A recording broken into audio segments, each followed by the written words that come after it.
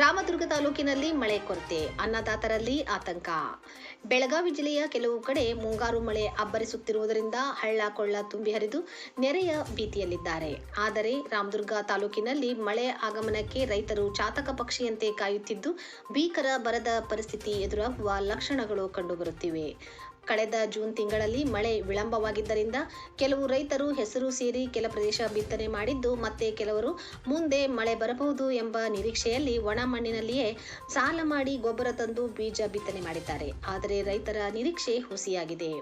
ಕೇವಲ ಮೋಡ ಮುಸುಕಿದ ವಾತಾವರಣ ಜೊತೆಗೆ ತುಂತುರು ಮಳೆಯಿಂದ ರೈತ ಜನಾಂಗ ಆತಂಕದಲ್ಲಿ ಕಾಲ ಕಳೆಯುವಂತಾಗಿದೆ. ಇನ್ನು ಮಳೆಯಾಗದಿದ್ದರೆ ರೈತರು ಮತ್ತು ಕೃಷಿಯನ್ನೇ ನಂಬಿ ಜೀವನ ಸಾಗಿಸುವ ಕೃಷಿ ಕಾರ್ಮಿಕರನ್ನು ದೇವರೇ ಕಾಪಾಡಬೇಕು.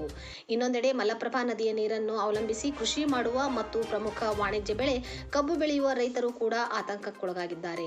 ಮಲಪ್ರಭಾ ಅಣೆಕಟ್ಟಿನಲ್ಲಿ ನೀರು ಸಂಗ್ರಹವಾದರೆ ಮಾತ್ರ ನದಿಗೆ ನೀರು ಬಿಡಲು ಸಾಧ್ಯವಿದೆ.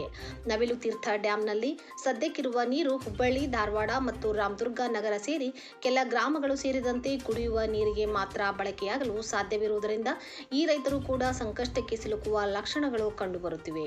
ಮುಂದಿನ ದಿನಗಳಲ್ಲಿ ಮಳೆಯಾಗದಿದ್ದರೆ ರಾಮದುರ್ಗ ತಾಲೂಕು ಬರ ಪೀಡಿತ ತಾಲೂಕು ಆಗುವುದರಲ್ಲಿ ಸಂದೇಹವಿಲ್ಲ.